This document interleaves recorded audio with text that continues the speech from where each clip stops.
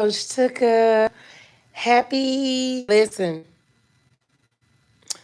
I always say that. Listen, normally I would be here. I'm about 5 hours and 49 minutes late, but let me tell you what happened.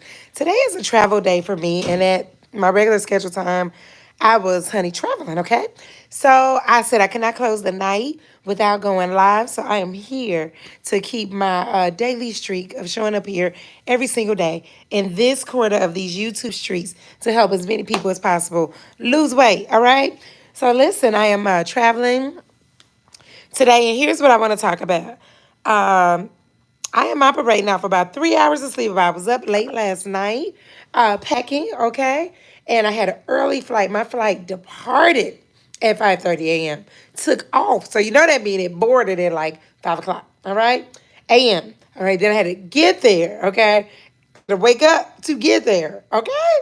So I had to get up about 3 o'clock in the morning, okay? About 3 o'clock in the morning, all right? So anyway, I'm operating off about 3 hours of sleep. And so I make it to my destination.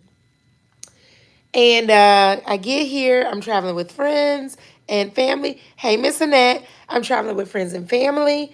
And so I get here and, we go and we get settled in and we go get a bite to eat and we come back and it's late, right? And I haven't exercised today, but that is what I do every day. And so here's what I want to talk to you about. Today was the first time in a very long time that I considered and did not feel like moving my body.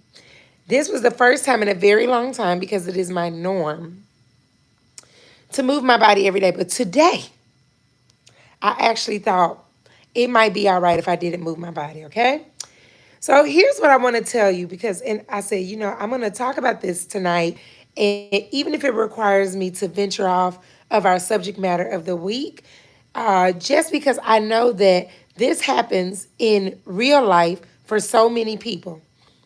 And so often, so many of us will say, you know what, it's okay. You move your body every day, you deserve the day off. And so I just want to talk to you about how to keep your word to yourself because this is what I do every day.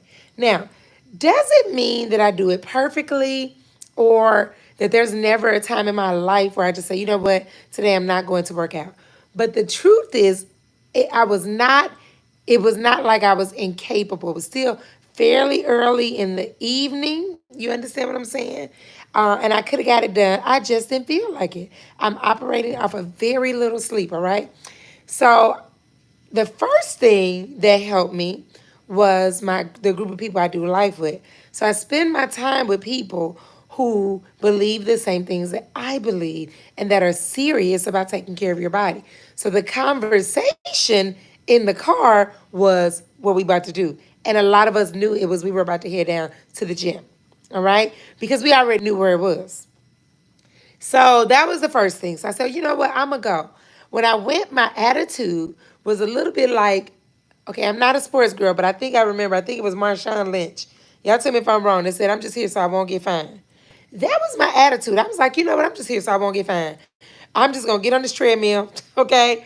I'm just going to do about 2 miles, maybe 30 minutes, and we're going to call it a day, all right? But that's way below. Would that have been acceptable? Hey, Christopher. Hey, Kevin.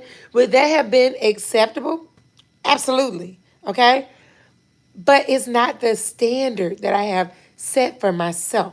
All right. So that's the first thing I want you to know that you got to be in a community of people that have a standard. And you have to have a standard, a personal standard that you know that you need to adhere to. All right. So I get down to the gym. All right. And I'm chugging away. And at first I'm telling you, I don't feel like it. The first 6 minutes felt like 60 minutes. But somewhere around the 8 minute mark, things started to flow a little bit.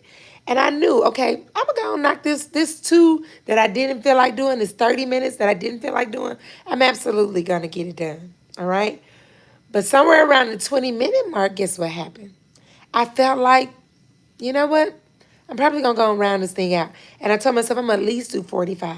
But suddenly around the 30 minute mark, I felt like it. I felt like it. And I was like, man, I'm just gonna go on like this. I mean, I wasn't doing my normal pace or anything like that. But I said, I'm gonna go and get the hour that I would normally get. That's right. So you need Mike, like it would have been I man out for me to be like, I'm not going, y'all. Y'all go ahead and go without me, right? Knowing that I had more in the tank. Now, could I have made the excuse that I've only had 3 hours of sleep? I went to bed at midnight. I woke up at 3 a.m. Okay, I'm operating now for three. It's almost midnight again. I'm operating now for 3 hours of sleep. So I could have said, oh, I'm going to opt to get my rest. And don't think I didn't consider it as an option for why I get a pass to not work out. So I could have said, you know what?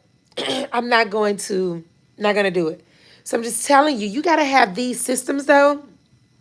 You can't make these systems up when you don't feel like it. You can't make it up the day you don't want to do it. You can't do that. You can't say, okay, what I'm going to do about it. You have to have systems in place. So these are the group of people that I keep around me. So we all get down there. It was great. It was amazing. Needless to say, I got the entire hour done. Okay. And so now on the other end, I feel amazing. Why? Because I kept my word to myself. This is how you build credibility with yourself. Some of us don't believe ourselves when we say we're going to do something. But the fact that you do things that you very well could have given the legit excuse not to do, but you kept your word, builds credibility with you. All right? So I'm just telling you, the action step is number one, to be around people who think better, like you and better, okay? That's the standard. Think like me or think on the level I'm thinking on and better. Have conversations on the level that I'm talking on and better. All right? The next thing is whether you feel like it or not, just start. Because what I can promise you is if you just get to the spot and start moving, the motivation to do it is going to come.